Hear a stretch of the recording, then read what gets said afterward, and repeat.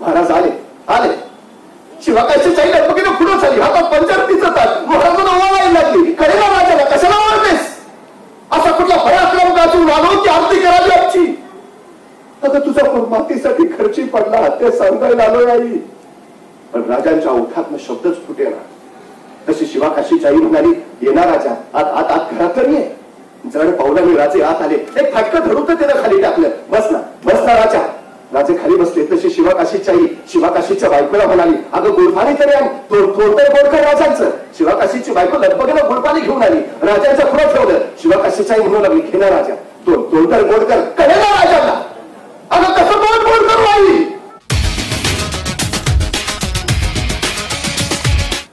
साडेतीनशे वर्षापूर्वी छत्रपती शिवाजी महाराजांनी स्वराज्य उभा केलं.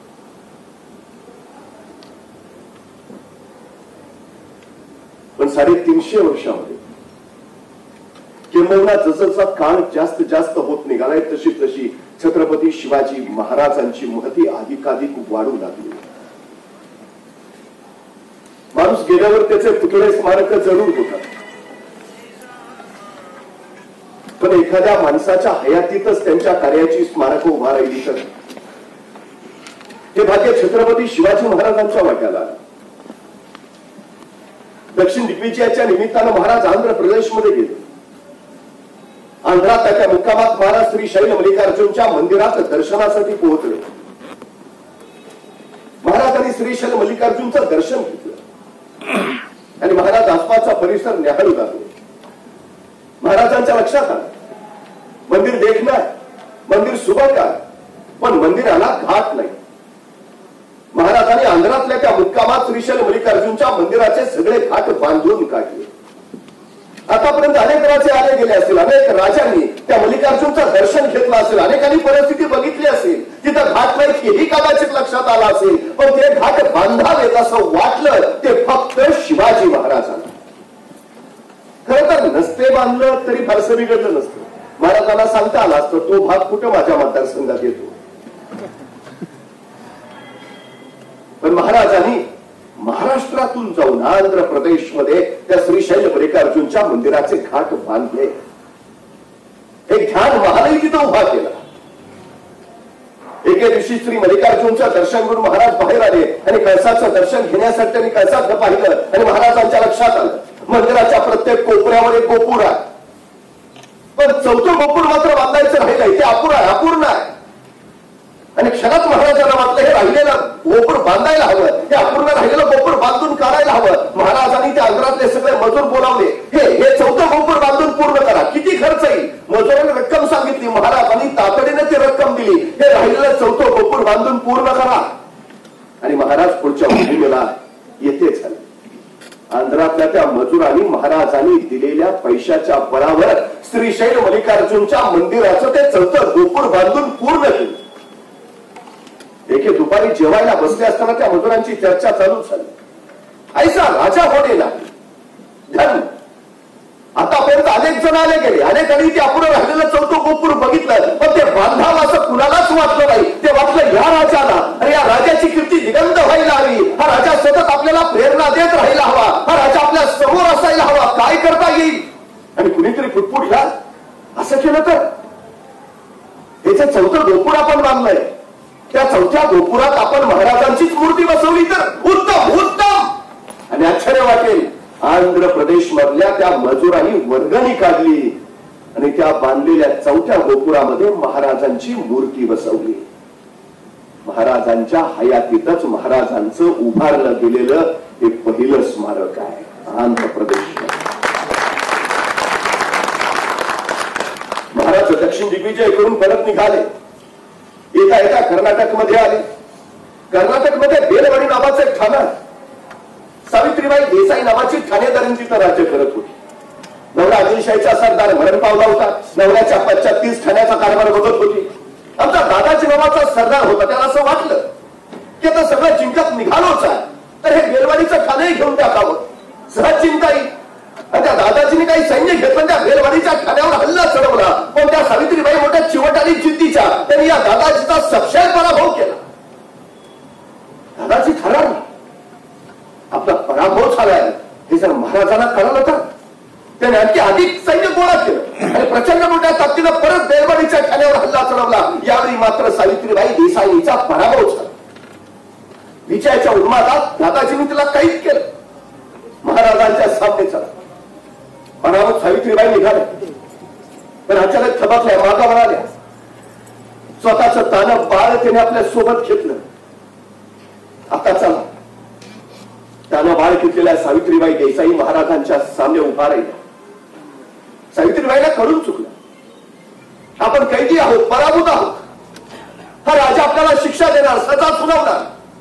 पण महाराजांनी काही शिक्षा सुनावण्याच्या अगोदरच त्या सावित्रीबाई सरदिशी पुढे झाल्या आणि आपल्या हातातलं तानं बाळ त्यांनी महाराजांच्या मांडीवर ठेवलं आणि महाराजांना म्हणाल्या, मी तुमची दोषी आहे, मी कैदी आहे, काय शिक्षा द्यायची ती मला दे, पण या सऱ्यात माझ्या या तान्या बाळाचा काही दोष नाही, त्याला तो शिष्ण हो. महाराजांनी स्मित केलं. चिटणीसाला इशारत झाली. चिटणीस दुधाची वाटी घेऊन आला आणि आपल्या मांडीवर असलेल्या त्या तान्या बाळाला महाराजांनी चमच्याने दूध पाजायला सुरुवात केली. महाराजांनी दूध पाजलं आणि त्या बाळाकडे बघा तर महाराज सावित्रीबाईला म्हणाले, हा आमच्या मांडीवर आहे ना, तो आमचा भाचा आहे, हा आमचा भाचा आहे, म्हणजे तुम्ही आमच्या बहीण झाला. मग कुठला भाऊ बहिणीचं राज्य बळकावतो, कुठला भाऊ बहिणीला शिक्षा देतो, कुठला भाऊ बहिणीला सजा ठरवतो. दादाजी यांचं राज्य यांना परत द्याच, पण आमच्या भगिनी म्हणून आमच्याकडून चोरी बांगडीसाठी यांना नवं वतन जोडून द्या आणि हा आमचा भाचा, त्याच्या दूध भाताची ही व्यवस्था करा. त्या सावित्रीबाईंना कळे कैसा राजा. अरे मला शिक्षा करायचं राहिलं बाजूला, माझं राज्य ताब्यात घ्यायचं राहिलं बाजूला, हा राजा माझं राज्य तर मला परत देतोच, पण बहीण मानून चोरी बांगडीसाठी नवं वतन जोडून देतो. माझ्या तान्या बाळाच्या दूध भाताची व्यवस्था करतो. धन्य ऐसा ऐसा राजा होणे नाही. त्या राजाचं हे थोर पण जगाला कळायला हवं. त्या राजाची ही कीर्ती लोकांपर्यंत पोहोचायला हवी. हा राजा सतत लोकांना प्रेरणा देत राहायला हवा. म्हणून सावित्रीबाई देसाईंनी याच प्रसंगाची 3 दगडी शिल्प तयार करून घेतली. महाराज बसले, त्यांच्या मांडीवर ते तानं बाळ आहे. महाराज त्याला चमच्याने दूध पाजतायत आणि शेजारी त्या सावित्रीबाई देसाई उभा आहेत. कधी कर्नाटकात गेलात तर धारवाड नावाचा जिल्हा, त्या धारवाड जिल्ह्यात यादवाड नावाचं गाव आहे. त्या यादवाड गावात एक मारुतीचं मंदिर आहे आणि त्या मारुतीच्या मंदिरात सावित्रीबाई देसाईंनी उभारलेलं शिवाजी महाराजांचं हे दुसरं स्मारक आहे. महाराजांच्या हयातीतच महाराजांचं उभारलं गेलेलं हे दुसरं स्मारक कर्नाटक मध्ये आहे. महाराजांनी राज्य उभारलं, पण शिवचरित्र फक्त युद्धाने लढाया एवढ्यापुरतं मर्यादित नाही. आदर्श जीवन मूल्य स्थापित करण्यासाठी महाराजांनी उभा केलेला हा संघर्ष, कायद्याविषयक जागरूकता आणि न्यायविषयक तत्परता हे शिवाजी महाराजांच्या स्वराज्याचं सगळ्यात मोठं ध्येय आहे. सध्याचं राजकारण हे समांतर अर्थव्यवस्थेच्या पायावर चाललंय, अर्थकारणाच्या पायावर चाललंय. शिवरायांचं राजकारण मात्र नीतीच्या पायावर उभा होतं.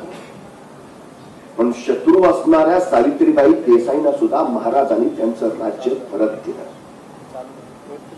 त्यांना बहीण मानलं. ते 350 वर्षापूर्वी महाराजांनी जी आदर्श मूल्य निर्माण करून ठेवली ती आम्हाला प्रेरणादायी आहे, ती महत्वाची आहे. राज्य उभारणं सोपं आहे, पण या राज्याची मूल्य तयार करणं महाराजांचं सगळ्यात मोठं कर्तृत्व ते आहे. मला आश्चर्य वाटतं, 50 वर्षाचं आयुष्य महाराजांचं, 10 वर्ष बालपणात गेली. 1646 ला त्यांनी पहिला किल्ला घेतला, म्हणजे स्वराज्याचा आरंभ 1646 ला झाला आणि 1680 महाराजांचं निधन झालं. 1646 ते 1680 म्हणजे स्वराज्याचं आयुष्य किती आहे? फक्त 35 वर्ष. आणि या 35 वर्षात महाराजांनी इतकं अफाट कर्तृत्व गाजवलंय की आम्ही हजारो वर्ष त्याच्यावर सांगत राहिलो तरीही महाराजांचं कर्तृत्व शिल्लकच राहील, इतकं अफाट कर्तृत्व. शिवाजी महाराजांच्या राज्याभिषेकाला हेनरी ऑक्झर्टन उपस्थित होता. त्यांनी काही नोंदी करून ठेवल्या. तो असं लिहितो की 32 फणीस्वर्ण सिंहासनाच्या दोन्ही बाजूला अधिकार दर्शक आणि राज सत्तेची काही चिन्ह उभा करून ठेवली. सिंहासनाच्या उजव्या बाजूला एका स्वर्णांकित भाल्याच्या टोकावर मोठ्या दाताची सोन्याची मस्त शिर लावली होती. तर डाव्या बाजूला भाल्याच्या टोकावर काही अश्वपुच्छ आणि एका भाल्याच्या टोकावर समपातळीत लोंबणारी सोन्याची तराजूची पारडी ठेवली होती. हा भाला राजव्यवस्थेच्या शक्तीचं चिन्ह होता, तर समपातळीत लोंबणारा तराजू हा निपक्षपाती न्यायव्यवस्थेचं चिन्ह होता. आता जगात सगळीकडे न्यायाचं प्रतीक म्हणून तराजू वापरला जातो, पण ज्या काळात शिवाजी महाराजांनी आपल्या सिंहासनाच्या शेजारी न्यायव्यवस्थेचं चिन्ह उभा केलं, रयतेला आश्वस्त केलं, हे राज्य निपक्ष न्यायाचंच असेल आणि महाराजांनी जो समपातळीत लोंबणारा तराजू ठेवला, हे महाराजांचं सगळ्यात मोठं मोठेपणा. नाहीतर या स्वराज्याच्या राज्यकारभारामध्ये राजेच केंद्रस्थानी आहे. या स्वराज्याचा केंद्रबिंदू महाराजच आहे. जे महाराज म्हणतील ती पूर्व दिशा, पण मी म्हणेल तसं होईल असं नाही झालेलं. महाराजांनी अष्टप्रधान मंडळामध्ये स्वतंत्र सरन्यायाधीश पदाची नेमणूक केली आहे. स्वतंत्र न्यायदानाचे अधिकार त्यांना आहेत. आणि त्याच्याही पेक्षा महत्वाची गोष्ट, महाराजांनी स्वराज्याचा स्वतंत्र कानून जाप्ता तयार केला. याचाच अर्थ स्वतंत्र घटना तयार करून ठेवली, संहिता तयार करून ठेवली. मी छत्रपती जरी असलो तरी मला मनासारखं वागता येणार नाही. महाराजांनी अष्टप्रधान मंडळातल्या प्रत्येक अधिकाऱ्याचे अधिकार, कर्तव्य आणि कार्य, नियम, कायदे तयार करून ठेवले. यानुसारच चाललं पाहिजे, हे वैशिष्ट्य आहे महाराजांचं. कुणी कुणाच्या अधिकारात ढवळाढवळ नाही, कुणी कुणाच्या अधिकारात हस्तक्षेप नाही, हे वैशिष्ट्य आहे. न्यायमूर्ती रानडे असं म्हणतात की शिवाजी महाराजांचं अष्टप्रधानांचं मंडळ हे ब्रिटिश गव्हर्नर जनरलच्या कार्यकारी परिषदेसारखं आहे. काळाच्या किती पुढे आहेत महाराज. डॉक्टर बाळकृष्ण असं म्हणतात, शिवाजी महाराजांचं अष्टप्रधान मंडळ म्हणजे अध्यक्ष लोकशाही व्यवस्थेचं प्रतीक आहे. इथं अध्यक्षच आपले मंत्री नेमतो आणि तो त्या मंत्र्यांना पदावरून दूरही करू शकतो. मंत्री अध्यक्षाला उत्तरदायी असतात आणि अध्यक्ष नेत्याला उत्तरदायी असतो. काय अद्भुत व्यवस्था तयार करून ठेवली आहे महाराज. त्या काळामध्ये महाराजांनी रघुनाथ पंडितांना सांगितलं, राजव्यवहार कोश तयार करा. राजव्यवहार कोश रयतेच्या भाषेतच स्वराज्याचा कारभार चालेल. सगळ्यात मोठा क्रांतिकारी निर्णय घेतलाय महाराज. अमात्य बलू रघुनाथ नामा करूची राज व्यवहार कोशम. रघुनाथ पंडित हा राहुल राज व्यवहार कोश तयार करून ठेवला. आता तो धुंदराज व्यासांनी प्रत्यक्ष बनवला. याच्यामध्ये नियम आहेत. काय नियम? राजभाषेचे नियम आहेत. लेखन प्रशस्ती तयार करायला लावली महाराज आणि बाळाजी पंडितांना. लेखन प्रशस्ती, प्रशस्ती म्हणजे कायदे, लेखनाचेही कायदे केले. आमच्याकडे राजभाषा अधिनियम 1961 आणि राजभाषा नियम 1973 निर्माण केले. 350 वर्षापूर्वी महाराजांनी ते आधीच तयार करून ठेवलंय. आधीच कर आकारण्याची पद्धत महाराजांनी निर्माण केली. महसूल गोळा करायची पद्धत महाराजांनी निर्माण केली. तत्कालीन वतनदार देशमुख, पाटील, देशपांडे, कुलकर्णी रयतेला छाडायचे, नडायचे, पिडायचे. कर कसा वसूल केला जायचा? जर राज्याला जेवढी आणि जितकी गरज पडेल तेवढ्या लोकांकडनं कर गोळा केला जायचा. त्याला नियम कायदा काही नव्हतं. म्हणजे वतनदार काय करायचं? रयतेला नडायचे, लुटायचे, 4000 रुपये गोळा करायचे, 400 वर पाठवायचे, 3600 खिशात टाकायचे. विचारणार कोणी नव्हतं. पिळवणूक चालूच होती. महाराजांनी पहिलं हे बंद केलं. वतनदारांच्या गड्या तर पाडल्याच, पण वतनदारांना स्पष्ट सांगितलं, तुम्ही हे आता करायचं नाही. महाराजांनी वतनदारी मोडली आणि वेतनदारी चालू केली. या देशमुख, देशपांडे, पाटील, कुलकर्णी यांना सुद्धा ही वेतन चालू केलं. तुम्हाला उपाशी नाही मरू दे, तुम्हाला किती वेतन हे तुमचं ठरलेलं वेतन, तुम्ही आता रयतेला छाडायचं नाही. जगाच्या पाठीवरचा पहिला राजा आहे. महिन्याच्या महिन्याला पगार ही संकल्पना निर्माण करणार नीती राजा. हे वैशिष्ट्य आहे महाराजांचं. याच्यापूर्वी शिवाजी महाराजांच्या अगोदर जगातल्या कुठल्याही राजाकडं सैनिकांना पगार नव्हता. एखाद्या ठिकाणी हल्ला केला, आक्रमण केलं तर सैनिक तिथं लुटालूट करायचे. जो जितकी लुटालूट करेल ते त्याच.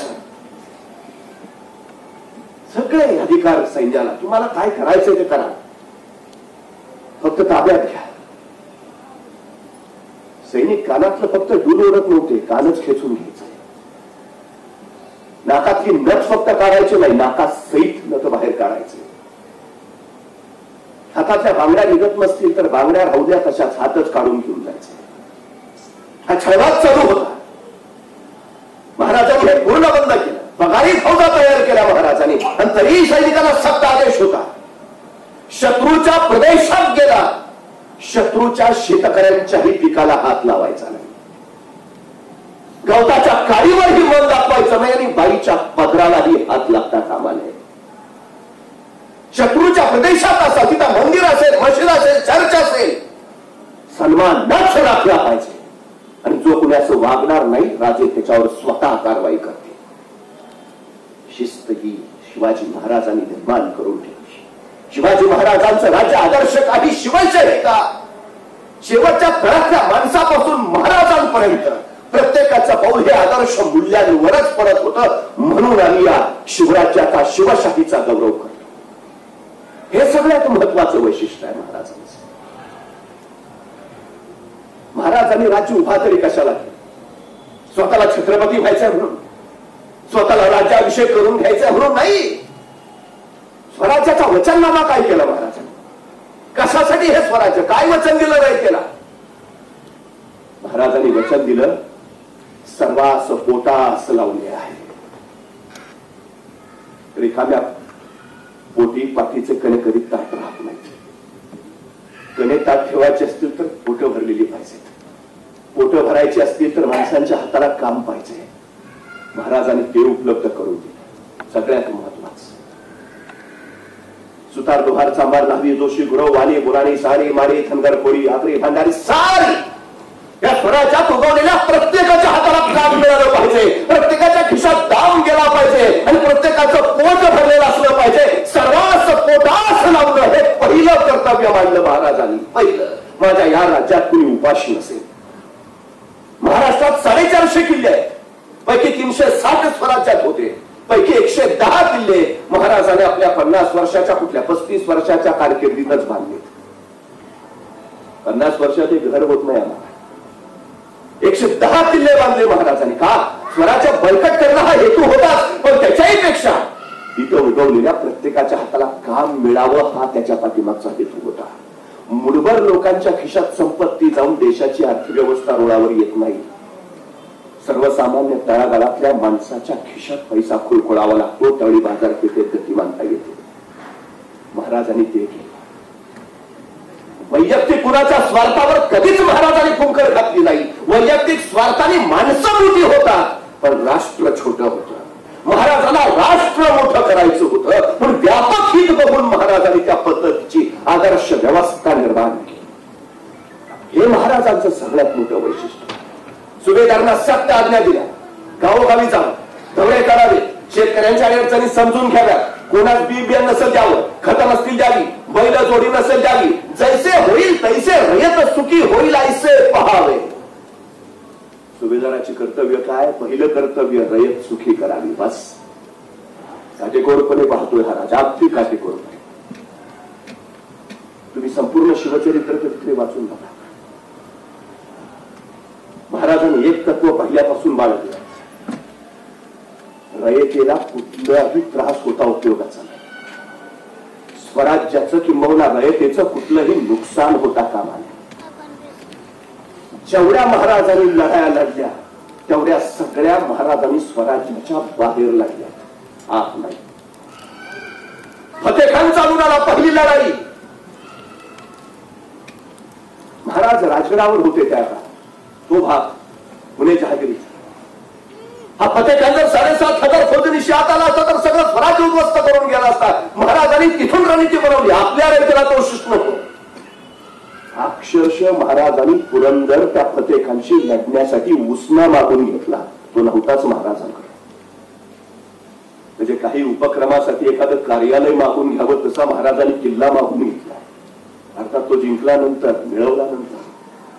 पण हेतू काय? शत्रूचं नुकसान नाही अजिबात. अफजल खान 40,000 फौजनीशी चालून आला. महाराजांनी प्रतापगड निवडला. का? शेजारी महाबळेश्वर आहे म्हणून नाही.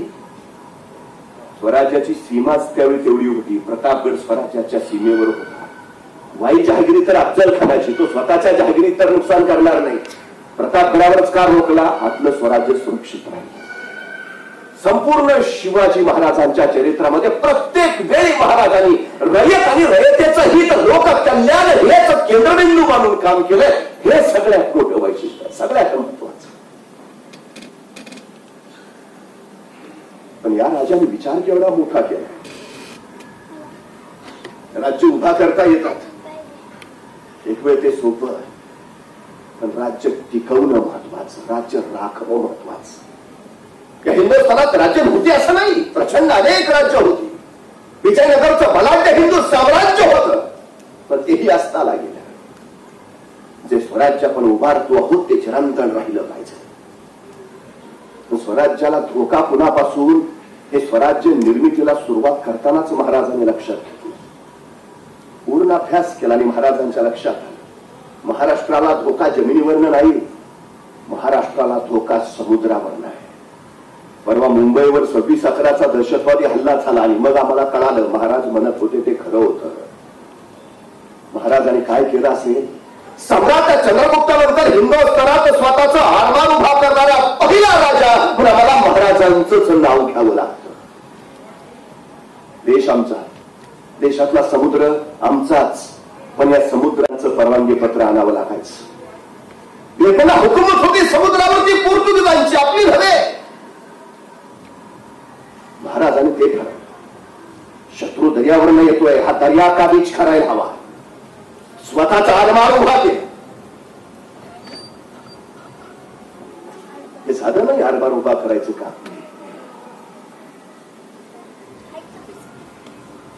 जहाज लागणार, तोफा लागणार, दारुगोळा लागणार,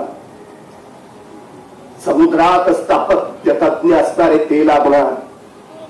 महाराष्ट्र स्वतः उत्तम स्थापत्य तज्ञ होते.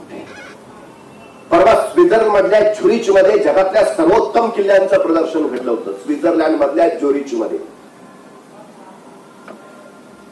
The best castles and fourth in the world, जगातले सर्वोत्तम किल्ले तिथे ठेवण्यात आले होते.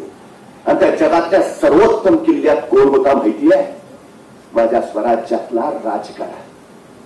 शिवाजी महाराज 16 वर्षाचे होते त्यावेळी त्यांनी राजगड बांधायला सुरुवात केली आणि महाराज 26 वर्षाचे झाले त्यावेळी त्यांनी तो राजगड बांधून पूर्ण केला. स्वतः महाराजांनी बांधला. स्थापत्य शास्त्राचं उत्तम ज्ञान महाराजांना, जगातला सर्वोत्तम किल्ला म्हणून राजगड घोषित झाला. जिथून ज्ञान मिळेल ते घ्यावं, जिज्ञासा, चौकस बुद्धी हा महाराजांचा अलौकिक गुण होता. हे मिळवत गेले महाराज.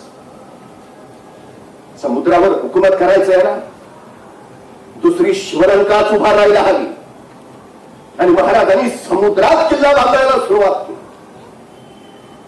बघता बघता गड तयार झाला. सिंधू सागरामध्ये उभा राहिलेली ती लंका, महाराजांनी नाव दिलं सिंधुदुर्ग. तयार झालेला तो दुर्ग पाहण्यासाठी महाराज पोहोचले. केवढं अलौकिक कार्य, हे आधी आधी नाही हो कुणाला सुचलं, जे महाराजांनी करून दाखवलं. दर्यावर पूर्णतः हुकूमत आली. सिंधुदुर्गावरनं फिरता फिरता ते सिंधुदुर्ग बांधणारे मजूर महाराजांना म्हणाले, महाराज आपण सतत इथं असावं असं वाटत राहत. महाराज आपण सतत इथं असावं असं वाटतं. महाराज म्हटले, अरे आहेच तसं रे, एक इच्छा आहे. महाराज म्हटले, बोला. तुमचं अस्तित्व इथं सतत राहावं यासाठी महाराज या आमच्या चुन्याच्या गिलावात तुमच्या हाताचा आणि पायाचा ठसा देता का?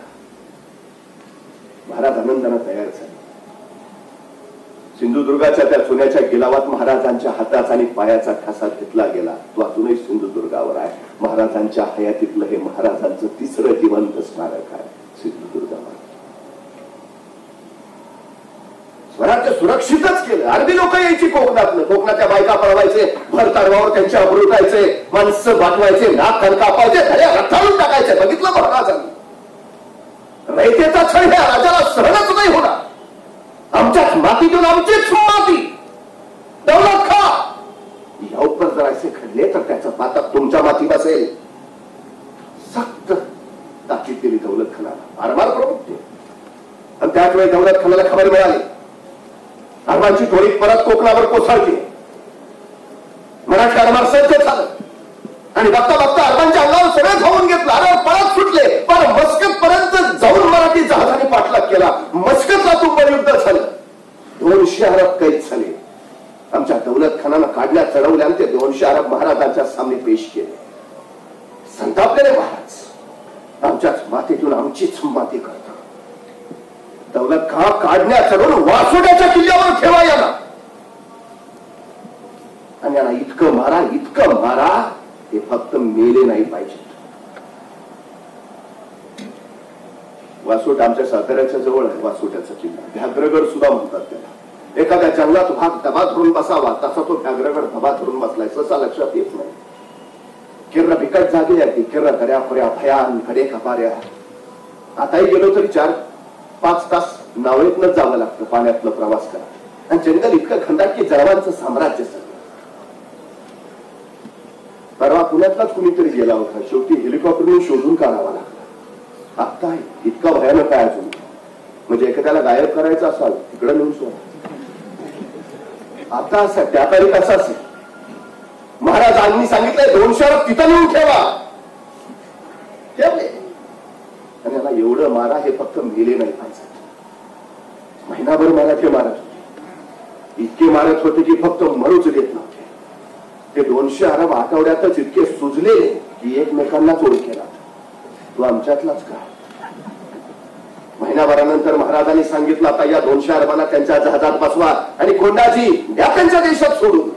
पण कोंडाजी ना काही कळेना. महाराज सोडायचं होतं तर धरलं कशाला. महाराज म्हणले जाऊ द्यावं.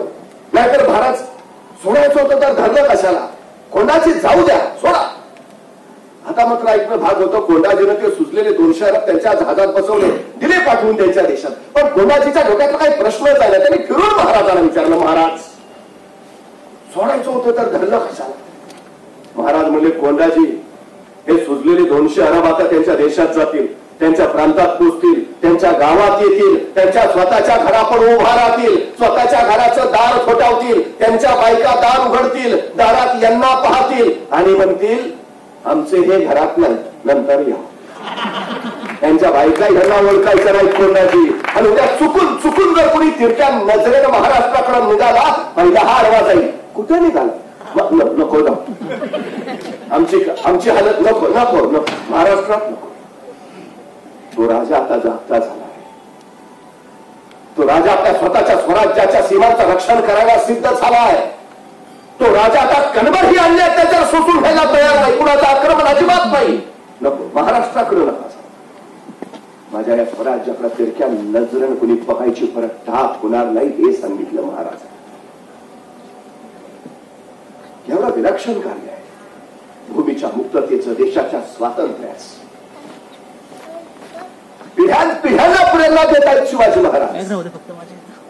स्वातंत्र्य लढ्यामध्ये नेताजी सुभाषचंद्र बोसाला इंग्रजांनी नजर कैदेत ठेवलं आणि त्या नजर कैदेत नेताजींच्या हाताला शिवचरित्र लागलं. त्या नजर कैदेतच शिवचरित्र वाचता वाचता नेताजींनी आग्र्याहून सुटकेचा करार वाचला आणि नेताजींनी ठरवलं जणू काही शिवरायांनीच आपल्याला प्रेरणा दिली. वेषांतर करून जसे महाराज निसटले इंग्रजांच्या नजर कैदेतनं आपणही निसटावं. आणि नेताजी सुभाषचंद्र बोस इंग्रजांच्या नजर कैदेतून वेषांतर करून निसटले. आझाद हिंद फौजेची तिने उभारणी केली.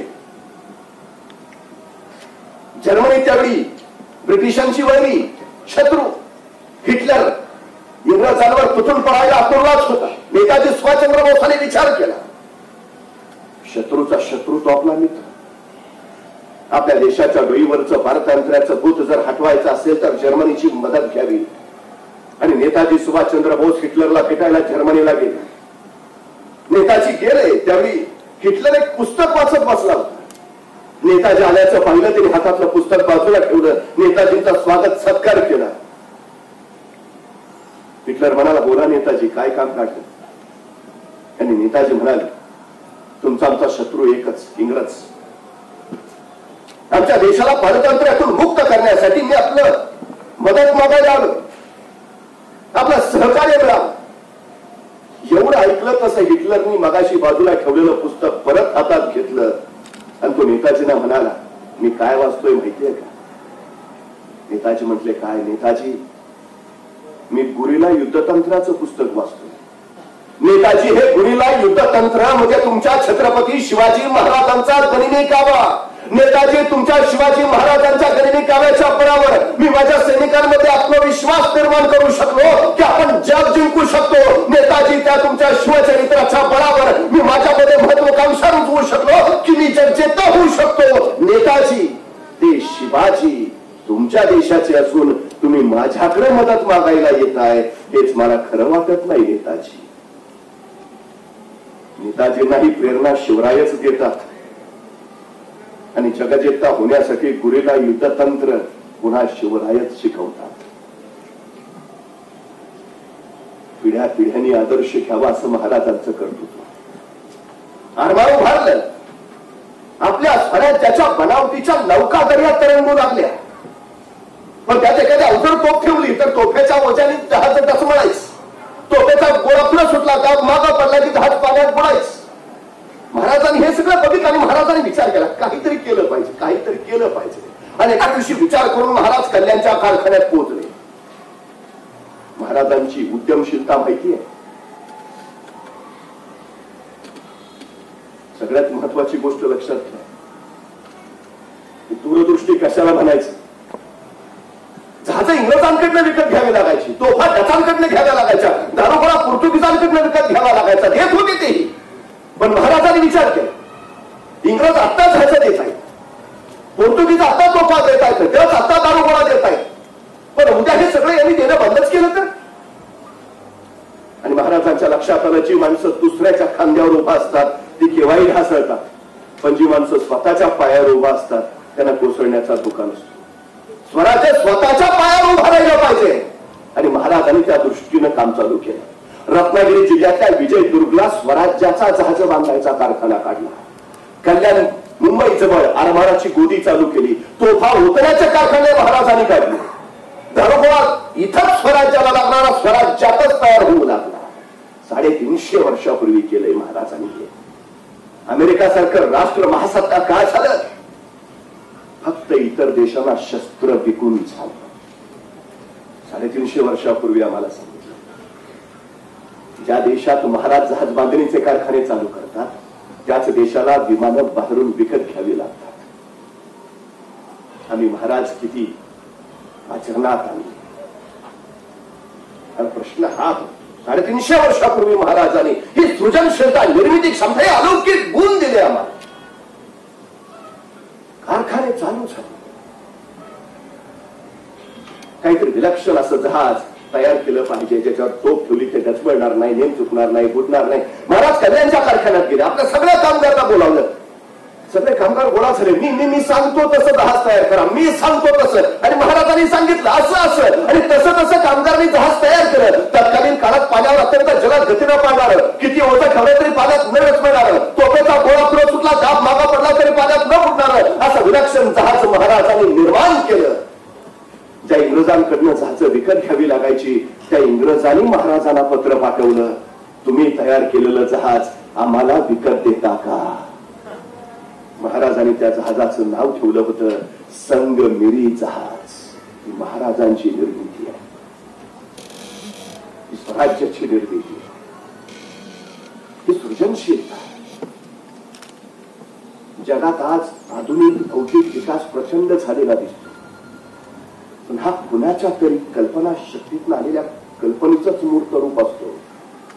त्या कल्पना सुचणं, त्या कल्पना शक्तीला प्रेरणा देणं हे महत्वाचं. 350 वर्षापूर्वी शिवाजी महाराजांनी ते केलं. हे राज्य माणसाला आपलं कधी वाटेल तेव्हा त्या राज्याच्या कार्यात त्याचा सहभाग असेल त्यावेळी. एखादा सुतार एखाद्या लाकडाची फळी रांधायचा, त्यांनी रांधलेली फळी एखाद्या जहाजाला बसवली जायची, ते जहाज युद्धात उतरायचं, युद्धात त्या जहाजाला विजय मिळायचा आणि इकडे तो सुतार छाती काढून सांगायचा त्या जहाजाची फळी मी रांधलीये, मी. कोण आनंद मिळायचा? हा निर्मितीचा आनंद सोहळा असतो. महाराजांनी तो इथल्या प्रत्येकाला दिला. सुतार, लोहार, चांभार, न्हावी, जोशी, गुरववाणी, मुलानी, साळी, माळी, धनगर, कोळी, आगरी, भंडारी, प्रत्येकाला प्रत्येकाला स्वतःचं कार्य सिद्ध करण्याची, स्वतःची कला दाखवण्याची, स्वतःची क्षमता दाखवण्याची संधी शिवरायांच्या स्वराज्यामुळे. स्वराज्य हे ते अनेक कल्पनांचं, अनेक नव्या नव्या गोष्टींचं निर्मिती स्थान तयार झालं. जिज्ञासा ही फार महत्वाची असते. अनेक शोध जिज्ञासेतूनच लागतात. महाराजांनी सुरतेवर छापा मारला. सुरतेवर छापा का? वखार लुटायचीच होती. आणि महाराजांनी हे कधी लपवलं ना. महाराजांनी सुरतेला पत्र लिहिलं. त्या पत्रामध्ये स्पष्ट शब्दात लिहिले, तुमच्या बादशाहामुळं माझं राज्य असुरक्षित झालं. तुमच्या बादशाहामुळेच मला सैन्य ठेवावं लागतं. तुमच्या बादशाहामुळेच मला माझ्या सैन्यावर खर्च करावा लागतो.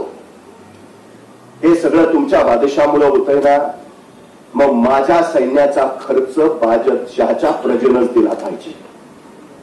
चौथाई उत्पन्नातली पाठवलीच पाहिजे असं सरळ विचाराय. तिसऱ्यांदा विचारतोय महाराज म्हणताय, चौथाई द्यावीच लागेल. नाही, चौथ्यांदा सुरतेवर छापा मारलाय इंग्रजांच्या वखारीवर. पण छापा पडल्यावर माणूस काय शोधेल? सोनं नाणं हिरे मोती मानकर. महाराजांची नजर मात्र दुसरं काहीतरी शोधत होती. ती युरोपियन राष्ट्र भौतिक शोधामध्ये, सुधारणामध्ये पुढं. इथं काहीतरी वेगळं असेल, काहीतरी या इंग्रजांनी नवं शोधलं असेल. महाराजांची नजर ते शोधत होते. अचानक सापडलं. हे कसलं तरी यंत्र महाराजांना दिसलं. महाराजांनी उचललं, आले घेऊन. यंत्र आणलं खरं उचलून इंग्रजांच्या वखारीतनं, पण ते यंत्र कशाचं आहे तेच महाराजांना कळेना. जिज्ञासा बघा. काय करावं महाराजांनी? महाराजांनी इंग्रजांनाच पत्र लिहिलं. ते परवा तुमच्यावर छापा टाकलेला, ते तुमचं यंत्र आणलंय उचलून, पण ते यंत्र कशाचं आहे ते कळेना. तेवढं कशाचं आहे सांगता का? कशाला सांगतायत इंग्रज? अनेक वेळा प्रयत्न केला महाराजांनी, हे यंत्र कशाचं आहे. आणि अखेर महाराजांना कळालं, अरे हे छपाई करायचं यंत्र आहे. उत्तम उत्तम उत्तम. नाना ग्रंथ छापता येतील, ज्ञान तळागाळापर्यंत पोहोचवता येईल. हे यंत्र चालू व्हायला हवं, छपाई कला सुरू व्हायला हवी. महाराजांनी पुन्हा इंग्रजांना पत्र पाठवलं. ते छपाई यंत्र चालवणारा कोणी माणूस पाठवता का? कशाला इंग्रज पाठवतात? जेवढा काळ महाराज सुरत मध्ये होते तेवढा काळ ते छपाई यंत्र चालू करायचा त्यांनी विलक्षण प्रयत्न केला. झालं नाही. शेवटी महाराज सुरतेवरनं निघाले आणि निघताना ते छपाई यंत्र त्यांनी सुरतच्या भीमजी पारेख नावाच्या माणसाला दिलं आणि सांगितलंय छपाई यंत्र सुरू करा, छपाई कला सुरू करा. महाराज पुढे स्वराज्यात निघून आले. पण सुरतेच्या त्या भीमजी पारेखनं महाराजांनी दिलेल्या छपाई यंत्राच्या बळावर हिंदुस्थानातला पहिला छापखाना सुरू केला, जो सुरत मध्ये सुरू झाला, ज्याचं नाव होतं श्री शिवाजी छापखाना. हिंदुस्थानाच्या छपाई कलेचे उद्गाते म्हणूनही आम्हाला महाराजांचं नाव घ्यावं लागलं. केवढी मोठी क्रांती आहे तुम्हाला माहिती आहे? 50 वर्षातली 10 वर्ष बालपणात, 10 वर्ष रणांगणावर बसून युद्ध खेळण्यात उरली 30 वर्ष. 30 वर्षात महाराजांनी किती एक कार्य करावं, किती एक. महाराजांचं मराठीवर अत्यंत प्रेम होतं. महाराजांचं कलेवर प्रेम होतं. अनेक विद्या त्याला ज्ञात होत्या आणि संस्कृत, महाराजांचं संस्कृतवरती अफाट प्रेम. उत्तम संस्कृत येत होतं. संस्कृत मध्ये अभंग लिहिले शिवाजी महाराजांनी, आता उपलब्ध झाले. एक संस्कृत पंडित होता महाराजांकडे, संकर्षण सकळकडे नाव त्यास. महाराजांनी त्याला स्वतःचं चरित्र लिहायला सांगितलंय, तो ग्रंथ उपलब्ध आहे. पण या संकर्षण सकळकळेला, म्हणजे बुलढाणा जिल्ह्यातल्या सिंदखेड राजाचा असतो, त्याला सांगितलं तू युद्धतंत्रावर पुस्तक, हे आपण जे गनिमी काव्याचं युद्धतंत्र निर्माण केलंय ना, त्या गनिमी कावा युद्धतंत्रावर पुस्तक लिही. उद्याच्या पिढीला हे युद्धतंत्र कळालं पाहिजे. काय दूरदृष्टी आहे महाराजांची. संकर्षण सकळकडे तो ग्रंथ लिहिलाय.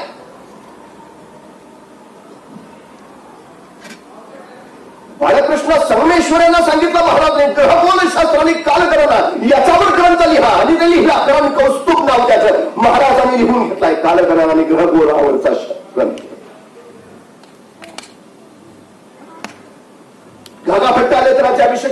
इथं महाराजांनी सांगितलं आनाचा हात तर काही ग्रंथ लिहावेत आपण. समयनय नावाचा ग्रंथ दादाभट्टांनी लिहिलाय जो संभाजी महाराजांना त्याने अर्पण केलाय. शिवार्कोदय नावाचा ग्रंथ दादाभट्टांनी महाराजांच्या समोर लिहिलाय. शिवराज्याभिषेक मिळो, महाराजांना राज्याभिषेकाच्या वेळची अडचणी आल्या त्या परत पुन्हा नको, स्पष्टता असावी. दादाभट्टांकडूनच लिहून घेतला.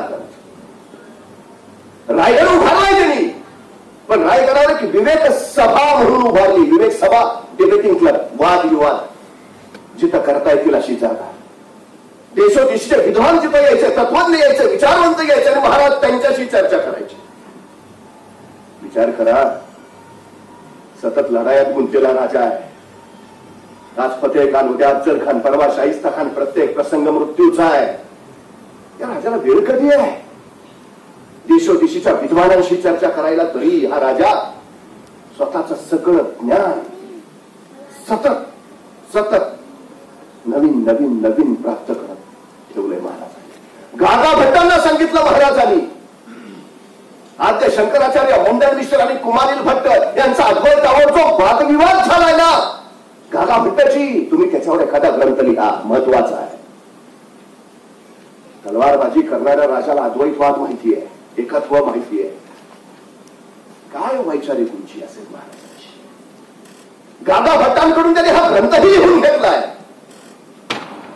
गोविंद भट्ट बर्वे यांच्याकडनं त्यांनी राज्याभिषेक कल्पतरू नावाचा ग्रंथ लिहून घेतलाय. 35 वर्षात किती एक ग्रंथ लिहिले महाराजांनी, 35 वर्षात लिहून घेतले. स्वतः त्यांचे वडील शहाजीराजे, त्यांनाही संस्कृत येत होतं. अनेक विद्वान पंडित त्यांच्या दरबारात शतचंद्र नमस्तलम असा कोड त्यांनी त्यांच्या जयराम पिंडे नावाच्या संस्कृत पंडिताला घातला. हा जयराम पिंडे कोण माहितीये? 12 भाषा येत आहेत. 12 भाषांमध्ये त्यांनी एकच ग्रंथ लिहिलाय, राधा माधव विलास चंपू. स्वतः शिवाजी महाराज आणि संभाजी महाराजांना सगळ्या भाषांमध्ये तरबेज केलाय. मराठी येते, हिंदी येते, उर्दू येते, कन्नड येते, तामिळ येते, हिंदू येते, पाली येते, संस्कृत येते, या सगळ्या भाषा येत आहेत संभाजीराजांना. महाराजांना सांगता आलं नसतं ना, माझ्यानंतर तुम्हालाच गाठीवर बसायचं आहे. ते तलवारबाजी, घोडेस्वारी, युद्ध बिद्ध तिकडे लक्ष द्या, हे कशाला नाही.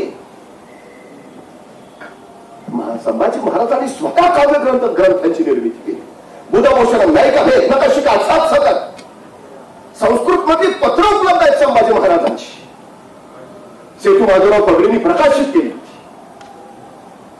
म्हणजे आम्ही जे सांगत राहतो, शिवचरित्र, अफजल खानाचा पोट ते शाहिस्ता खानाचा पोट, हे अफाट आहे. 35 वर्षात कित्येक ग्रंथ लिहिले महाराजांनी, कित्येक लोक लिहिणारी तयार केली महाराजांनी. का महत्व आहे? 1700 ते 1811 म्हणजे शिवाजी महाराजांच्या कार्यकाळात एवढ्या ग्रंथांची निर्मिती होते.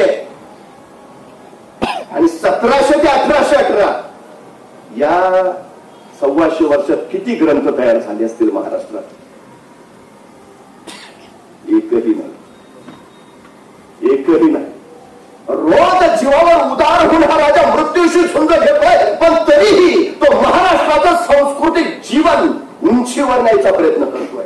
या ग्रंथ संपादन लिहून घेणं म्हणजे वाङ्मय सजवण्यासाठी नाही, ते राज्य व्यवस्थेचं अंग बळकट करावं म्हणून. हा सगळ्यात आणि सगळ्यात महत्वाचा मुद्दा.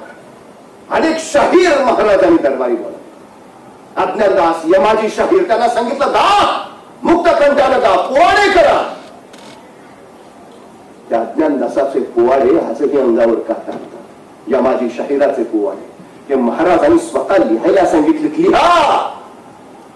ही शौर्याची, पराक्रमाची परंपरा माझ्या सह्याद्रीच्या घराखोऱ्यात निमारत राहिली पाहिजे. किती विलक्षण विचार करतायत महाराज.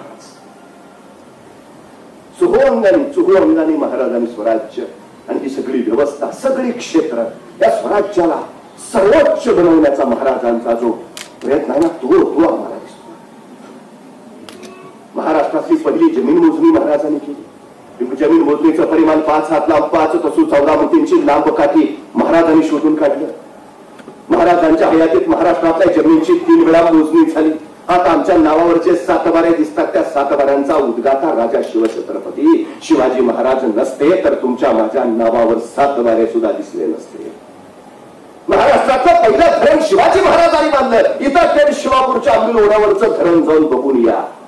महाराजांनी बांधले 32 धरणं बांधली महाराजांनी 35 वर्षात.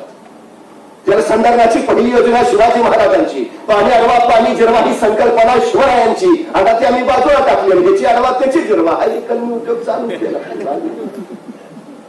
पण महाराष्ट्रात दुष्काळ पडतो आणि शासन सांगतं शिवकालीन पाणी योजना राबवली पाहिजे. काय लक्ष, केवढं अद्भुत काय. पेक्षा महाराजांनी काय केलं असेल माहितीये. शून्यात विश्व उभारलंच. हाताशी काही नसताना महाराजांनी हे अद्भुत आणि अलौकिक स्वराज्य निर्माण केलं. आमची आमची परिस्थिती नव्हती हो. मला बाहेर राग येतो असल्या माणसांचा. आमची परिस्थिती नव्हती हो.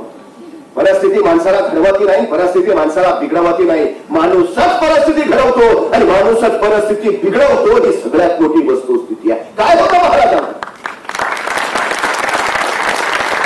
त्या प्रशिक्षित कवायती फौजा होत्या नाही.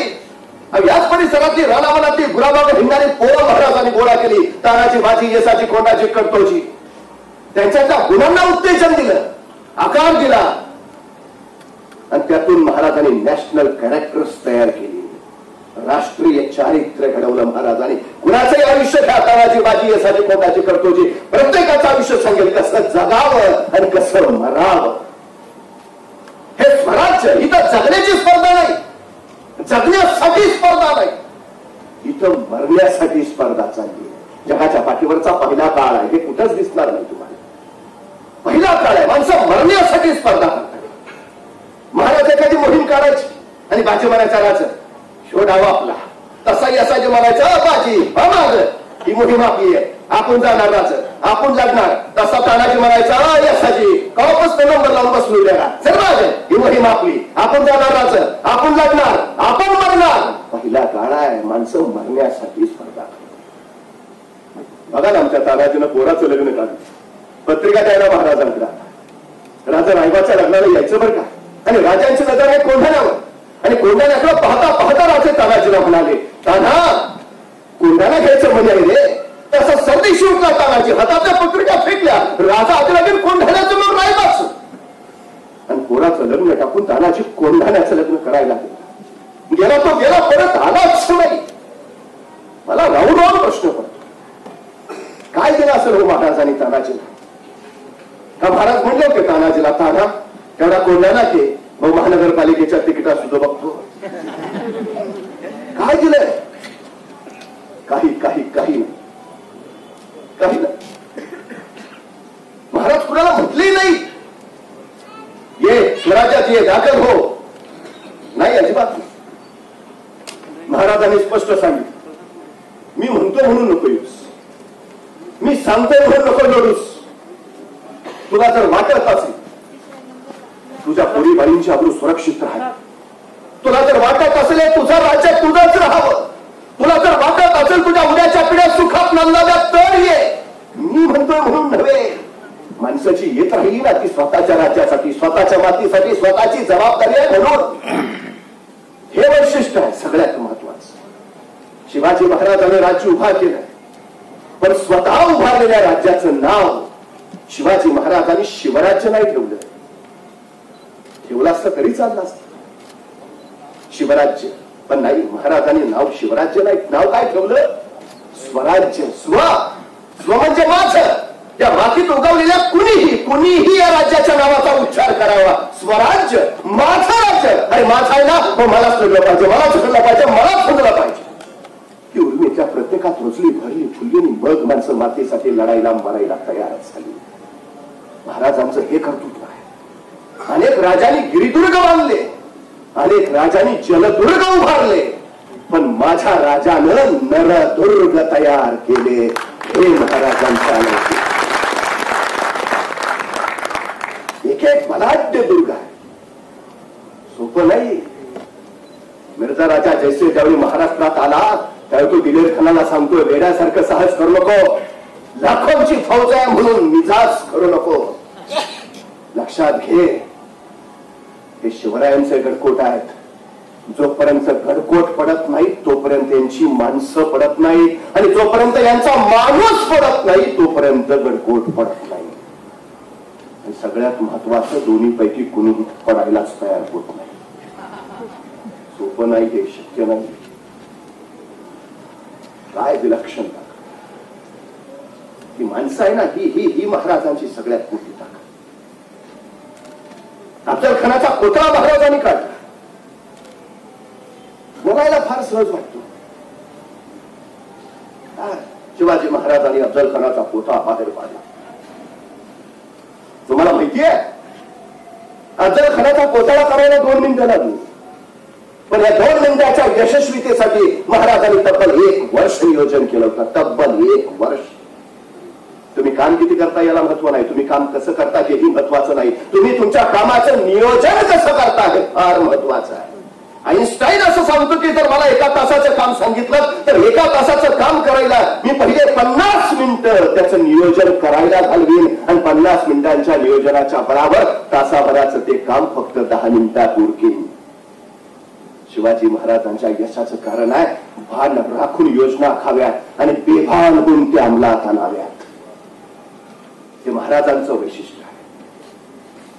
अफाट साहस आणि अफाट धाडस करायचे महाराज, हे वैशिष्ट्य आहे. नियोजन काय, 50 वर्षाचं आयुष्य महाराजांचं एकही प्रसंग नाही, एकही घटना नाही हो ज्याचं महाराजांनी नियोजन केलं नाही. 50 वर्षात एकही प्रसंग नाही ज्याचं महाराजांनी नियोजन केलं नाही. महाराजांच्या आयुष्यात एक आणि एकमेव घटना ज्याचं महाराजांनी नियोजन केलं नव्हतं ती म्हणजे महाराजांचा मृत्यू. फक्त त्याचंच नियोजन नव्हतं. बाकी क्षणाचं नव्हे, प्रत्येक घटना प्रसंगाचं महाराजांनी नियोजन केलंय. अहो ते जाऊ द्या, आईच्या गर्भात असतानाच ज्याच्या आयुष्याचं नियोजन ठरलंय असा जर कोणी महापुरुष या सृष्टीत जन्माला आला असेल तर छत्रपती शिवाजी महाराजांशिवाय दुसरं नाव नाही. जन्माला येण्याबरोबरच ठरलंय काय करायचंय जन्माला. 50 वर्षाचं कडेकोट आयुष्य नियोजन पत्र, हे सोपं नाही. अनेक इतिहास संशोधक, कोण तत्वज्ञ, विचारवंत शिवचरित्राचा अभ्यास करून म्हणाले, अरे हाही शेवटी माणूसच होता. कुठंतरी एवढीशी तरी चूक नाही.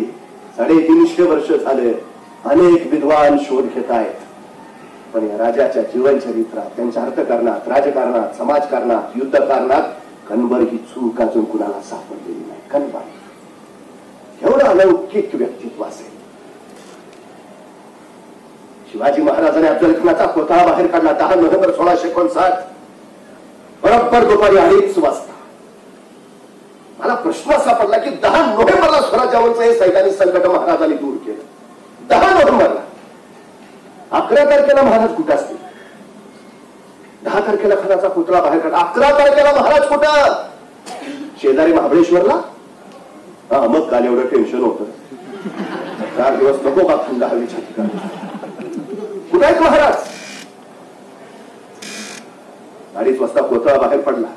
3-3:30 वाजता राणावनाथ डोंगर दारात लपलेलं मराठी सैन्य बाहेर पडलं. खानाच्या सैन्यावर तोटून पडला. खानाच्या सैन्याची लंगडतोड चालू झाली. खानाचं सैन्य पाठीला पालन पळत सुटलं. त्यांच्या तोफा तिथं, हत्ती तिथं, घोडे तिथं, तलवारी शस्त्र मराठीने टिपलं, ताब्यात घेतलं. महाराजांना कल्पना होतीच. सगळ्यात महत्वाचं वैशिष्ट्य काय माहितीये महाराजांचं? प्रगाढ आत्मविश्वास. जिंकणारच आहे, अफजल खान मारणारच आहे.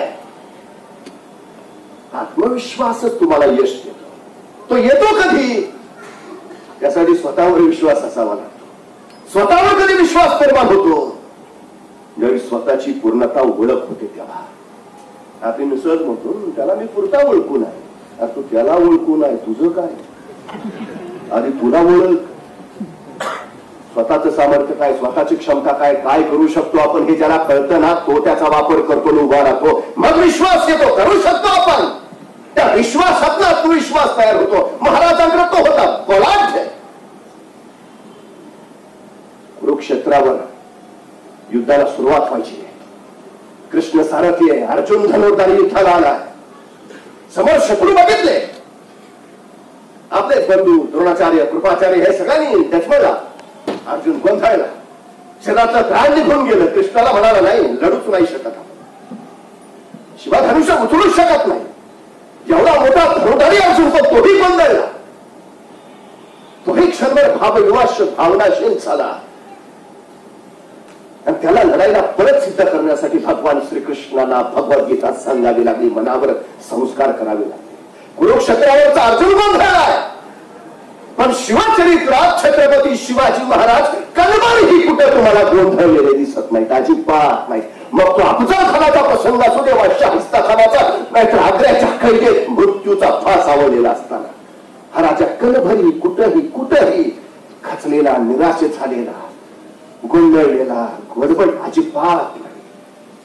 आम्ही आमच्या पोरांना अभ्यासाचं नियोजन करायला शिकवतो, आम्ही आमच्या पोरांना, पिढ्यांना अर्थ नियोजन करायला शिकवतो, पण भावनांचं नियोजन करण्याचं शिक्षण मात्र कुठल्याही अभ्यासक्रमात आम्ही देत नाही. ही आमची शोकांतिका. शिवरायांचं स्वतःच्या भावनांवर प्रचंड विलक्षण नियंत्रण, विलक्षण. स्थिर बुद्धीनं ज्यावेळी एखाद्या गोष्टीला तुम्ही सामोरे जाताना त्यावेळी तुम्ही यश मिळवताच, पण तुम्ही ज्यावेळी मनातनच अस्थिर राहता त्यावेळी समोरचा बाजी पडत होतो. महाराजांचं यश शक्तीत नाही, मनाच्या या स्थिर बुद्धीत आहे, भावनेच्या नियंत्रणात. ज्यावेळी आम्ही आमच्या पिढ्यांचं हे भावना नियंत्रणाचं तत्वज्ञान निर्माण करू ना, आमच्या पिढ्यांना हे जमेल, तेव्हा या देशात एकही आत्महत्या होणार नाही. महाराजांनी ते आम्हाला निर्माण करून ठेवलंय. महाराजांना माहिती आहे, आत्मविश्वास बघा.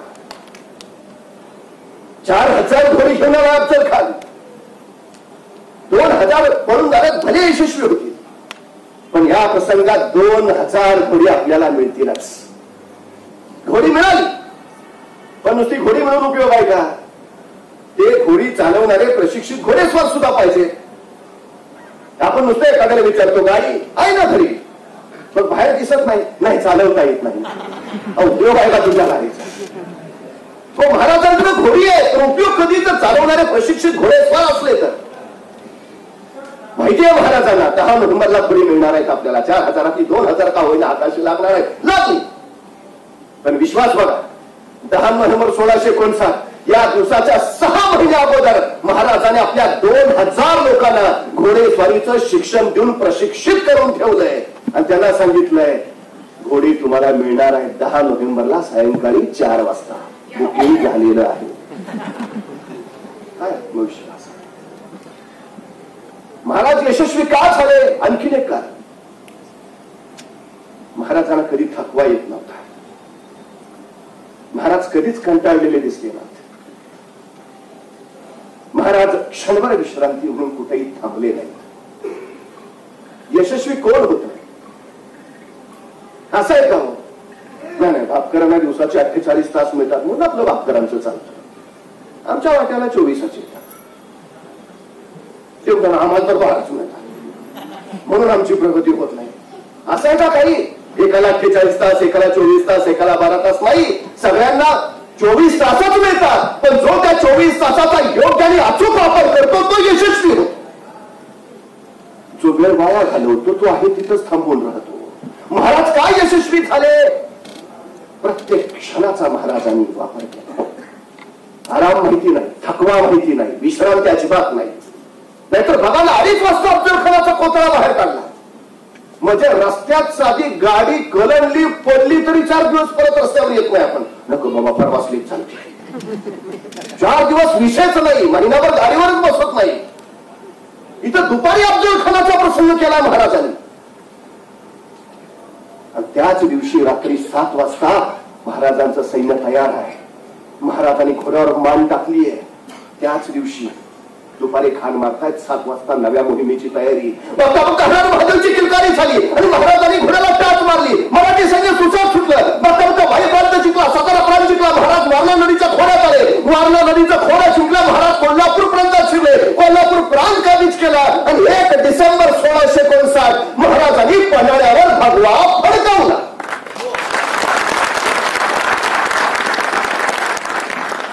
आपल्या 20 दिवसात फक्त 18 किल्ले आणि 200 किलोमीटरचा प्रांत महाराजांनी काबीज केला. विश्रांती नाही. 4 दिवस आता थांबूया जरा, अजिबात प्रकार नाही. विजयाचा एक उन्माद पुढच्या काही लढतींसाठी प्रेरणा देणारा ठरतो. अफजल खानावरचा विजय महाराजांनी प्रेरणा म्हणून वापरला आणि 18 किल्ल्याने 200 किलोमीटरचा प्रांत काबीज केला. महाराज कोल्हापूर भागातलाच प्रांत घेतला. आता स्वराज्यावरचं प्रचंड मोठं संकट टळलंय. अफजल खान मारलाय. आता 18 किल्ले पण घेतले, 200 किलोमीटर पण प्रांत काबीज केलाय. आता काय अडचण नाही. आता निवांत नाही. महाराज निवांत नाही राहिले. महाराज अजिबात बेसावत नाहीत. महाराज गाफील नाहीत, अजिबात नाहीत. फतेह खान नावाची पहिली लाट महाराजांवर कोसळून गेलीये. अफजल खान नावाची दुसरी लाटही येऊन गेलीये. ऑक्सिजनची कमतरता सुद्धा त्यावेळी भासली. महाराज जाणून होतो आज ना उद्या तिसरी लाट येणार आहे. तिसरी लाट येणार. आम्हालाही प्रशिक्षण सांगून गाफील राहून बेसावत अजिबात नको. तिसरी लाट येण्याची शक्यता आहे. महाराज मिराज भागात होत्या त्याच वेळी महाराजांना खबर मिळाली सिद्धी जवळपास 1000 फौजनिशी स्वराज्यावर चालून येतोय. महाराजांना कळालं ओ माई क्रॉन आला. तिसरी लाट आली. आपल्याला काय वाटतं संकट आपल्यावर झाली का? असं कधीच घडलं नव्हतं. कोरोना आला. येतच राहतात संकट. ती महाराजांवरच आली, तू तुमच्यावरही येणार, उद्याच्या पिढ्यांवरही कोसळणार. संकट येतातच. दरवेळी ती फक्त रूप बदलत येतात. महाराजांच्या समोर ते अफजल खान सिद्धी जौहरच्या रूपात येतील. तुमच्या माझ्या समोर ती कोरोना ओमायक्रॉनच्या रूपात येतील. पण संकट येतातच. आता 65,000 फौजनिशी सिद्धी जौहर येतोय. काय करावं महाराजांनी? मिरज भागात आहे. पटकन सुरक्षित ठिकाण गाठावं ना. प्रतापगड राजगड हात आपल्या नाही. त्या राजाला लोककल्याणकारी काम म्हणतो आम्ही. हा राजा स्वतःचा विचार नाही करत, स्वतःच्या सुरक्षेचा नाही. हा राजा रयतेच्या सुरक्षेचा विचार करतो. जर आपण आत गेलो तर सिद्धी जवळ 65,000 फौजनिशी आपला पाठला करत स्वराज्यात घुसेल. स्वराज्य उद्ध्वस्त करेल, रयतेची हानी करेल, पिकांचं नासधूस करेल. स्वराज्य सुरक्षित ठेवलं पाहिजे. मग काय करायचं? या सिद्धी जवळला सीमेवरच आणला तरच स्वराज्य सुरक्षित राहील. महाराजांनी मिरज सोडलं आणि थेट पन्हाळा घातला. पन्हाळा स्वराज्याच्या सीमेवर. महाराज पन्हाळ्यावर आहे म्हणून सिद्धी जवळ सरळ पन्हाळ्यावर धडकला. आम्हालाही सांगितलं कोरोना त्याला बाहेरच अडवा, सीमेवरच थोपवा. कोरोनावर विजय कसा मिळवायचा हे सगळं महाराजांनी आधीच सांगितले. 350 वर्षापूर्वी. शत्रू सीमेवरच थांबवा. आता सिद्धी जवळ आला. 65,000 फौजेचा पन्हाळ्याला बेडाव पडला. महाराज अडकले. आमचे लोक बघा आम्हाला लॉकडाऊन. कोण म्हणलं तुम्हाला लॉकडाऊन? महाराज पन्हाळ्यावर 6 महिने लॉकडाऊन मध्येच होते. अडकलेलेच होत्या. पर्याय नव्हता. बऱ्याच वेळेला तुमच्या माझ्या हातात काही नसताच. परिस्थितीला शरण झाल्याशिवाय आपल्या हातात पर्यायच राहत नाही. महाराजांची तीच परिस्थिती होती. 65,000ची फौज अगरला भिरका घालावा तशी भिरका घालून बसलेली. वाऱ्याला वर चढता येईल आणि मुंगीला खाली उतरता येईल. अडकलेलाच आहे. या सगळ्यात महत्वाची गोष्ट असते ती संयम. तो शिवरायांकडे पराकोटीचा होता. रागारागात महाराज सिद्धी जवळ चांगला जाऊ शकले असते. बघतो काय ते एकदाच आपल्याला जमणार नाही. केला तर काही पण लगेच नाही गेले अंगावर. महाराजांना माहितीये काय स्वराज्याची जबाबदारी आपल्या शिरावर आहे. नसतं धाडस केलं तर आपलं काहीतरी बरं वाईट होईलच. पण आपलं बरं वाईट झालं तर स्वराज्य उद्ध्वस्त होईल. आपल्याला स्वराज्यासाठी स्वतःची काळजी घेतली पाहिजे. करता आली असती आता काही पण. संयम सोडून जाता आला असता अंगावर. पण नाही. आमचे प्रशासन सांगत होतं त्यावेळी बाहेर पडू नका, बाहेर पडू नका, घरातच राहा, बाहेर पडू नका. आमचे पट्टे तरी बाहेरच. का नाही? कोण कोण आलाय बाहेर ते बघायला. बाहेर महाराज काय सांगतायत? मी जर बाहेर पडलो तर मला दगा फटका होईल, पण माझ्या शिरावर जे स्वराज्य आहेत ते उद्ध्वस्त होतील. प्रशासन तरी काय सांगत होता रे बाबा, तू बाहेर पडू नको, तू बाहेर पडल्यावर तुला कोरोना होईलच, पण कुटुंबाची जबाबदारी तुझ्यावर आहे, तू परत घरात गेल्यावर ते घर बाधित करशील. 350 वर्षापूर्वीच महाराजांनी सांगून ठेवलं. लॉकडाऊन मध्येच आहेत महाराज. सतत कार्यरत असणाऱ्या माणसाला अचानक असं एका जागी थांबवून ठेवलं की मग त्याला ते जमत नाही, अस्वस्थ व्हायला होतं, निराशा दाखवली, ते खचून सुद्धा जातो माणूस. तर महाराजांनी या मिळालेल्या वेळेचा योग्य वापर केला. अचानक संकट आले की माणसं गोंधळून जातात, भांबावून जातात. लॉकडाऊन मध्ये असंच झालं आमच्या बऱ्याचशा लोकांचं. नाही आम्हाला माहितच नव्हतं ना असं काय होईल ते, नाहीतर जरा तयारी तरी आधी करून ठेवली असते. संकट सांगून येत नाही, तो येतोय बरं का तयारी करून ठेवू, नाही सांगून येत. मग महाराजांनी काय केलं, रिकामा वेळेत त्याचा वापर केला. काय, संकटाचा नीट अभ्यास केला. सिद्धीजवळ 65,000 पाऊस कशी मात करता येईल त्याचा विचार केला, योजना ठरवली आणि सिद्धीजवळला मात अभिनेतून कसं निसटता येईल, आपली कमीत कमी हानी करून तेही ठरवलं. आणि महाराज योग्य वेळेची वाट पाहत बसले, अगदी योग्य वेळेची.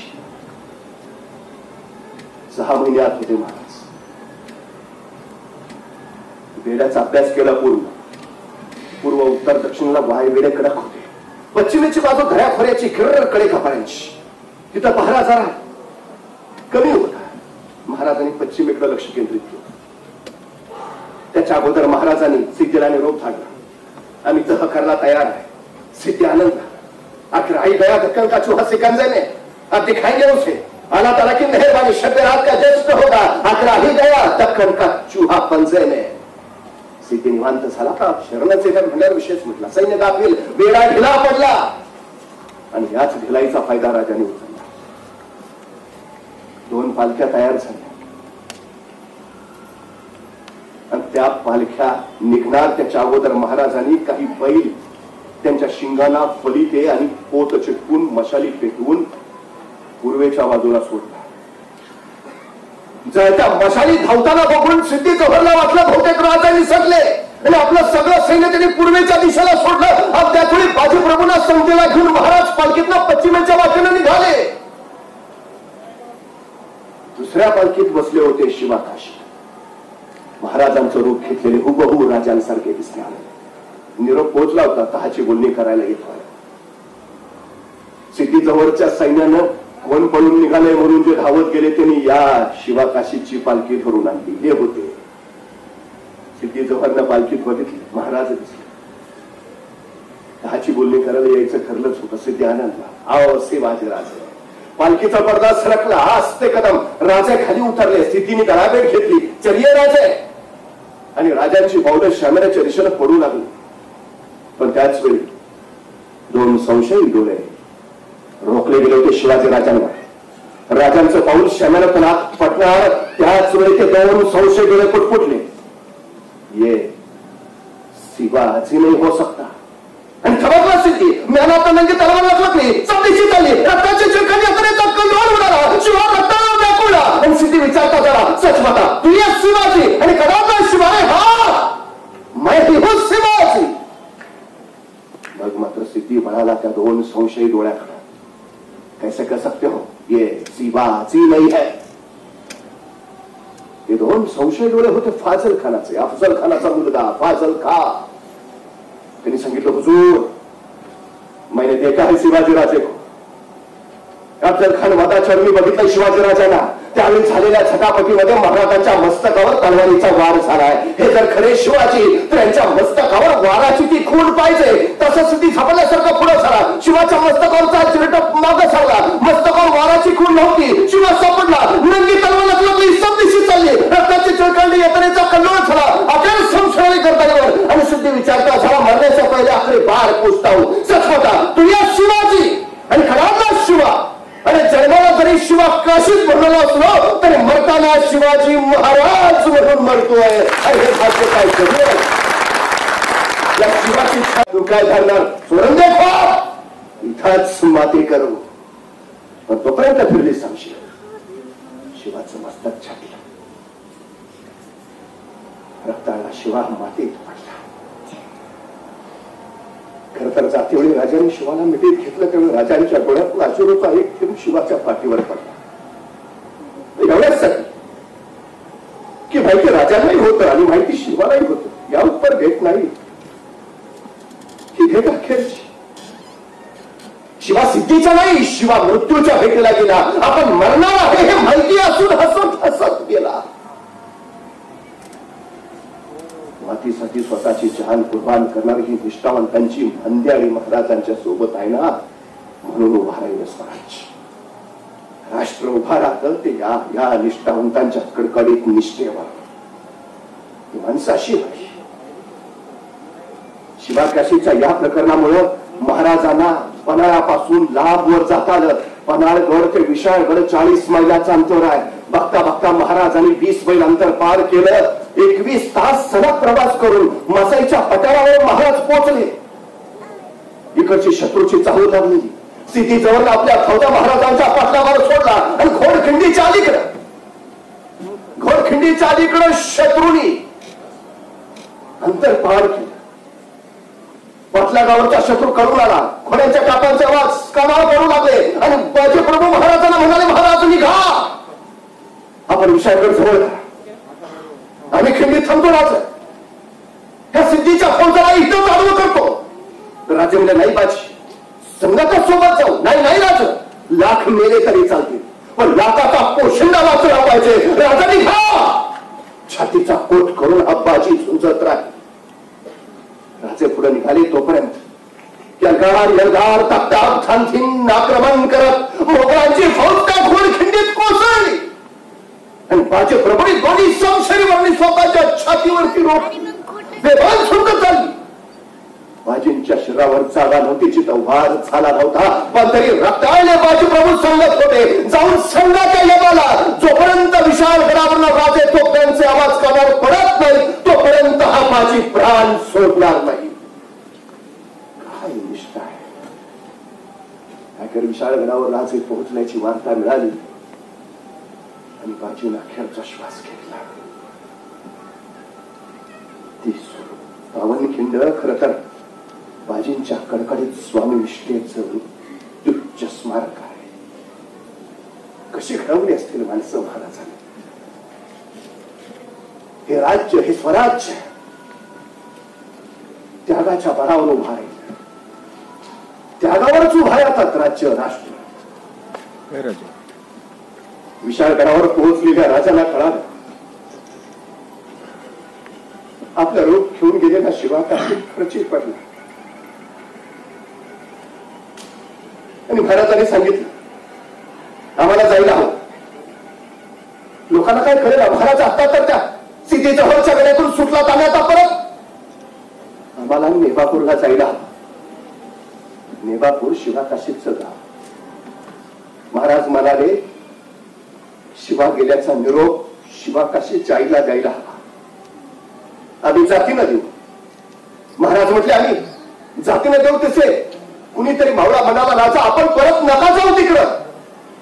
तो सिद्धी वकवकला नजर नका वाट बघत असेल. आम्ही कुणी जाऊ. शिवाकाशीच्या आईला निरोप देतो. राजा म्हणजे नाही. कुणीतरी विचारलं, का? सिद्धी जवळच्या भेटीला शिवाकाशी नव्हे, शिवाजी महाराज गेले होते. सिद्धीच्या हातून मारले गेले ते शिवाजी महाराज. तुमच्या समोर उभा आहे ते शिवाकाशीत. नेबापूरला जायला हवं. माझ्या आईला मला भेटायला हवं. आणि राजा निघाले. नेबापूरला शिवाकाशीच्या आईला निरोप दिला. राजा येत आहेत. कोण कोण आनंद झाला तिला. लाख लाख दिवसाचं स्वप्न पूर्ण होणार होतं. राजा राजा राजा घरी येणार होता. साक्षात ती भावडी आनंदात आतुर झाली. महाराज आले. शिवाकाशीच्या आईला बघितलं पुढे झाली. हातात पंचर तिचत महाराजांना ओवाळायला लागली. कळेला राजाला, कशाला ओळखतेस? असा कुठला पराक्रम गाजून मानव की आरती करावी आमची. आता तुझा मातीसाठी खर्ची पडला ते सांगायला आलो नाही.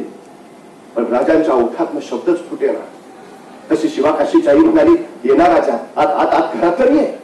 जड पावलांनी राजे आत आले. एक फाटकं धरून तर त्याला खाली टाकलं. बस ना राजा. राजे खाली बसले. तशी शिवाकाशीच्या आई शिवाकाशीच्या बायकोला म्हणाली, अगं गुळपाणी तरी आण. थोडं गोडकर राजांचं. शिवाकाशीची बायको लगबगीनं गुळपाणी घेऊन आली. राजांचं पुढं ठेवलं. शिवाकाशीच्या आई म्हणू लागली, घेणार राजा. दोन गोडकर कळेला राजांना.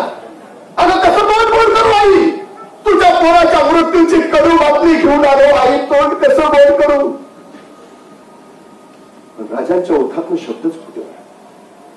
तशी शिवाकाशीची आई म्हणाली, राजा एक सांगू का? राजा म्हणले, बोल. अरे येड्या, एवढ्या जीवावरच्या संकटातून सुटलास, मरणातून वाचलास, मग पहिल्यांदा तुझ्या आऊला जिजाऊला भेटायला जायचं सोडून वाट वाकडी करून माझ्याकडे का आलास? तसे राजे म्हटले, आई अगं तू सुद्धा माझी जिजाऊच की ग. तसं नव्हतं राजा, पण आईची माया तुला नाही कळायची. तुझ्या वाट्याकडे डोळं लावून बसली असेल ती, तिच्याकडे जावं पहिले. तसे राजे म्हटले, आई एक शिवा गेला, पुन्हा दुसरा शिवा तुझ्या भेटीला आला. तुझा शिवा मातीसाठी खर्ची पडला. आई शिवा गेला. महाराज बोलले तशी शिवाकाशीची आई म्हणाली, हे काय मला ठावं नाही राजा. आणि चमकलं राजा, तुला कसं कळलं? अगं तो निरोप द्यायला करालो, तुला कसं कळलं? तशी शिवाकाशीची आई म्हणाली, अरे येड्या, गावच्या येशूतून येताना तुला बघितला, तेव्हा तू एकलाच दिसला. तेव्हाच ओळखला माझा शिवा चित्ता नाही राहिला. अरे माझा शिवा चित्ता असता तर आता तुझ्या संगती नसता आला. कळेल राजा? धन्य धन्य. म्हणजे आपला पोर गेला हे माहिती असून तू माझं स्वागत करायला हसत हसत आलीस. पंचायतीला मला ओळख राहिलीस. धन्य आई, धन्य. तुझा पोर देशासाठी गेलाय, मातीसाठी गेलाय. एवढं ऐकलं आणि मग मात्र त्या शिवाकाशीच्या आईच्या डोळ्यातलं खळखळ खळखळ अश्रू खायला लागले. तिला हुंदका फुटला. तसं राजे म्हटले, शोकावर आई. पण शिवाकाशीच्या आईचा हुंदका थांबेना. राजे म्हटले, आई एकुलता एक पोर गेल्याचं दुःख काय असतं हे आम्हाला कळतंय, पण शोकावर आई. तसे धावडकन शिवाकाशीची आई म्हणाली, कोण म्हटलं राजा? कोण म्हटलं माझा शिवा गेला म्हणून मी रडतीये? कोण म्हटलं माझा लोक मेला म्हणून मी रडतीये? माझा लोक मेला म्हणून नाही, त्या देवानं मला एकच लोक का दिला म्हणून रडतीये. आणखी 4 लोक दिले असते तर आता तुझ्या संगती घराचे काही नसते घातले. माझा लोक गेला म्हणून नाही, त्या देवानं मला एकच लोक का दिला म्हणून रडते. ते ऐकलं तशी शिवाकाशीची बायको म्हणाली, आत्याबाई असं का म्हणता तुम्हाला एकच लोक? मग म्या कोण? म्या कोण? राज माझं धनी नसतं राहिलं, पण माझ्या धन्याच्या जागी म्या लढीन राज. आणि धावडकन उठले राजे, धन्य धन्य. ज्या माझ्या स्वराज्यात तुमच्यासारख्या माता भगिनी, त्या माझ्या स्वराज्याला शौर्य वीरांची कधी कमीच नाही पडणार. आणि आश्चर्य वाटेल, शिवाकाशीची बायको स्वराज्याची स्त्री सैनिक म्हणून पन्हाळ्यावर लढली. जेव्हा जेव्हा या देशावर संकट आलं तेव्हा तेव्हा इथली मनगटच नाही, त्या आक्रमण फुगवायला इथल्या बांगड्याही ताकदीनं पुढे झाल्या. एका मातेच्या रक्षणासाठी दुसरी माता पुढे सरसावली. हे राष्ट्र उगाच महाराष्ट्र नाही झालं, शिवरायांच्या कर्तृत्वानं कार्यानं संस्काराने जीवन मूल्यानं पावन झालेलं राष्ट्र आहे. मातीसाठी मरण्याची परंपरा आहे. छत्रपती शिवाजी महाराजांचं हे स्वराज्य आता स्वराज्य म्हणून आपण वाढवावं, त्याची कीर्ती दिगंत करावी, ही सगळ्यात मोठी अपेक्षा आहे. शिवरायांचा जय जयकार जरूर करावा, पण शिवरायांचा विचारही कृतीत आणावा. तीच खरी शिवरायांना मानवंदना करेल. या शिवजयंती निमित्त शिवरायांना मानवंदना देतो.